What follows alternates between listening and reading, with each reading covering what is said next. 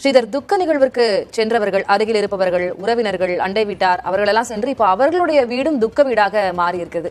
நீங்க எந்த வீட்டுல இருக்கிறீங்க? இப்போ அங்க இருக்கக்கூடிய கருணாபுரம் பகுதி மக்கள் என்ன சொல்கிறார்கள்? அவர்களுடைய வேதனையை எவ்வாறு பகிர்ந்து கொள்கிறார்கள்?